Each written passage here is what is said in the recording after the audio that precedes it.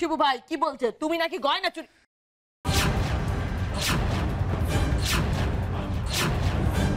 ও মা, শিবু ভাই তো এখানেই ছিল, গেল কোথায়?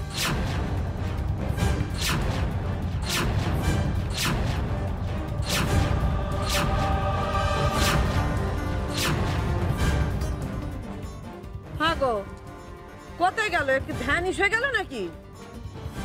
তাই তো, গেলেন কোথায়?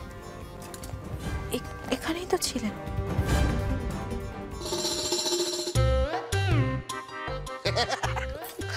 আর ভয় নেই, আর ভয় নেই ভাইজি।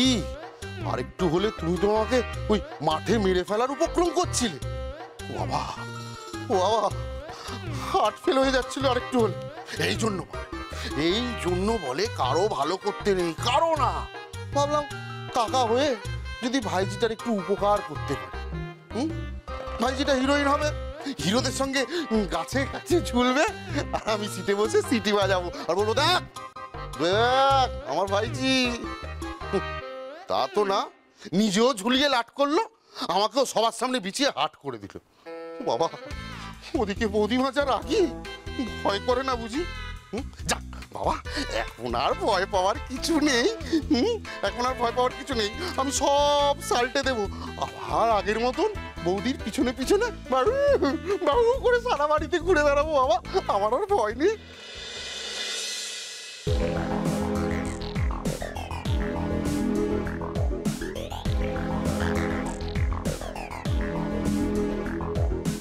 ওরে নাকা রে নাকা, তোকে দেখতে এরকম হাবা গোবার মতো হলে কি হবে? পেটে পেটে খুব শয়তানি বুদ্ধি আছে তো, একেবারে মায়ের মতো হয়েছিস। বাহ,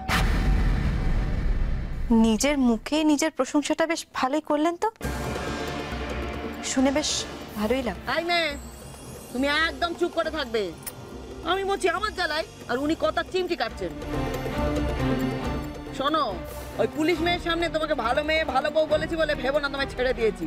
আগে একটা সত্যিটাকে দেখি, তারপর তোমাকে আমি দেখে নিচ্ছি। এই সত্যি কথা বল, সত্যি কথা বল, কি হয়েছে? কি হয়েছে? ওই শিবু গয়না চুরি করছে? মিথ্যে কথা বলে আমি কিন্তু জিপ কেটে রেখে দেবো। বল। মা, আমি মিথ্যে কথা বলছি না। মা কাসম। এই চুপ কর। মা কসম, মা কসম, নিজে মরবি আমাকেও মারবি। বল সত্যি কথা বল, সত্যি কথা বল। মা, আমি সত্যি সত্যি কথা বলছি। কি? ওই যে আমার 5 লাখ টাকা দরকার ছিল না, আরে ওই যে আমাকে হিরোইন করে দেবে, হ্যাঁ, ওই কথাটা না আমি কাকাকে বলেছিলাম জানো, আর তারপর কাকা আমাকে বললো কি?